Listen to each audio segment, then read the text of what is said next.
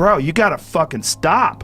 You gotta stop with all this I can't catch a break bullshit. All the time you're complaining, you could be instead hustling. You could be instead chasing your dream. You could be instead figuring out what you're doing wrong, trying to improve certain aspects of your life, getting your shit together, reading a book, meditating, something. Fucking something. But this I can't catch a break shit is not helping anybody, and it pushes everybody away from you. If for 10 years, if you didn't avoid doing what you knew you needed to do, by your own definitions, right, within the value structure that you've created, to the degree that you've done that, what would you be like? How much time do you waste? So then I get the class to vote. How many of you waste 10 hours a day? It's like 10% of the kids will put up their hands. And it's interesting because I don't define what constitutes waste. I just ask the question. It's painful to understand how much of what you're doing isn't productive. You know, if you take people, and I've told you this, and you expose them voluntarily to things that they are avoiding and are afraid of, you know, that they know they need to overcome in order to meet their goals, their self-defined goals. If you can teach people to stand up in the face of the things they're afraid of, they get stronger. Look, human beings, we can't help ourselves but compare ourselves to others.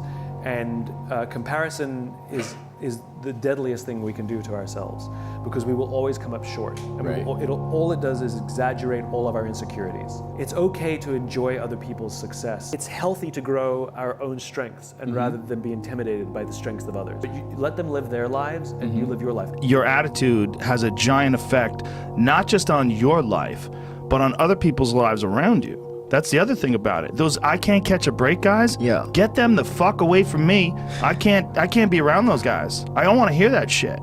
I don't want to hear that shit. I don't buy it. What do you have going on that you have the time to just simply be that negative and do it in this world and universe? It's just a mismanagement of your time. Yeah, your time is so valuable.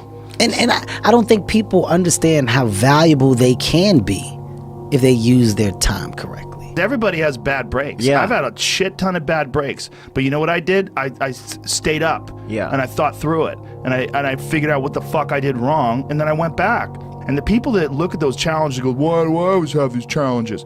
They're cancer. It's a loser mentality. It's a loser occupation. It's a loser practice, because you're wondering why other people are successful. Like, who gives a fuck? You can say you think it sucks, but to spend time wondering why someone is successful and hating on someone for being successful, it doesn't do any good. It's like it's a poison that does the opposite of its intended.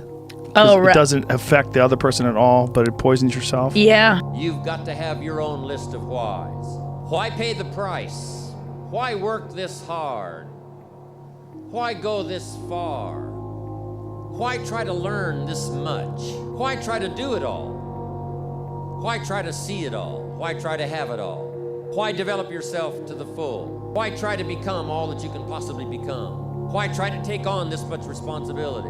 You have to specify your aim, and we don't see much of the world, because there's a lot of the world and there isn't much of us. And so we see what we aim at, we aim with our eyes. And then you have to decompose that into the things you do each day so that there's a definite connection between all the micro actions and the macro aim, and then that gives dignity to what you're doing. One of the big thrusts for success is to come up with a strong enough why.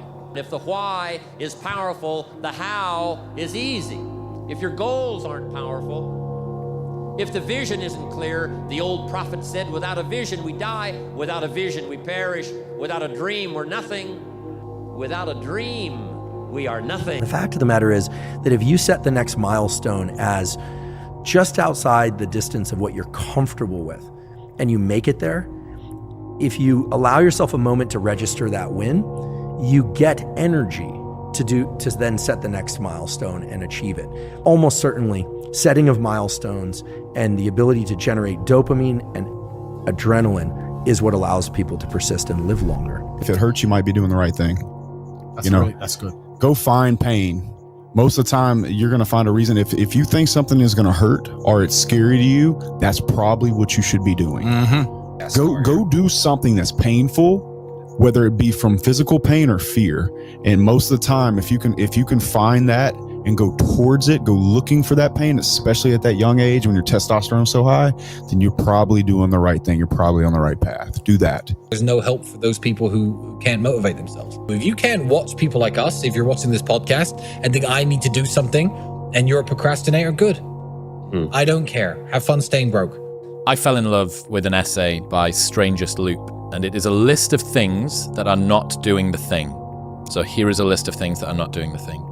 Preparing to do the thing isn't doing the thing. Scheduling time to do the thing isn't doing the thing. Making a to-do list for the thing isn't doing the thing.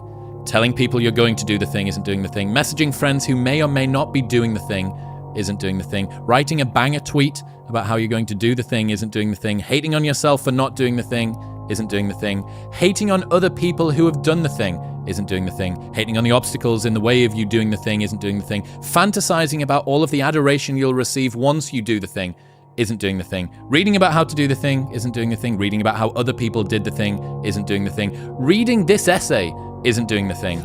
The only thing that is doing the thing is doing the thing. The bottom line is, no one's coming. No one. No one's coming to push you. No one's coming to tell you to turn the TV off.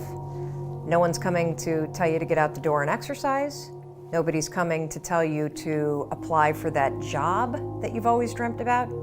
Nobody's coming to write the business plan for you. It's up to you. Every single man of value went through trauma and they went through pain. It's going to be painful to get strong, painful to get rich, painful to become important. It's going to be painful to become good with women. Your heart's going to get broken a bunch of times. You have to be prepared for the pain. If you're not ready for pain, you're never going to be anything that matters. Whatever you hate is what you need. You're not going to be able to go through life avoiding pain and also becoming a man of quality. You're going to have to be that guy who's been through so much shit that he can wake up and go, this ain't nothing. This ain't nothing compared to back then. This ain't nothing compared to that time. You know, and if you're not going to be that guy, then you're going to always suffer the consequences of not being that guy. Be the guy who embraces the ugly, the miserable. Be the guy who embraces hard work, the grind. Don't be afraid of being hurt. Don't be afraid of sacrificing some blood. I know there's a whole bunch of people with that right there. So many people that have the ability and just refuse to get off that couch, refuse to study a few more hours, refuse to go deeper, to go further.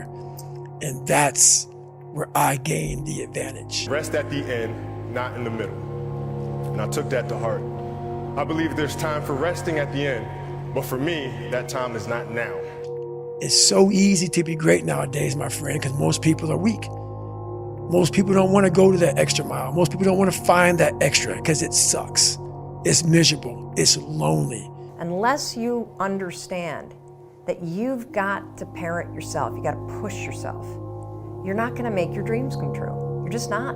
In part, perhaps the reason that you're suffering unbearably can be left at your feet because you're not everything you could be and you know it. And my personal question to you is, why not you?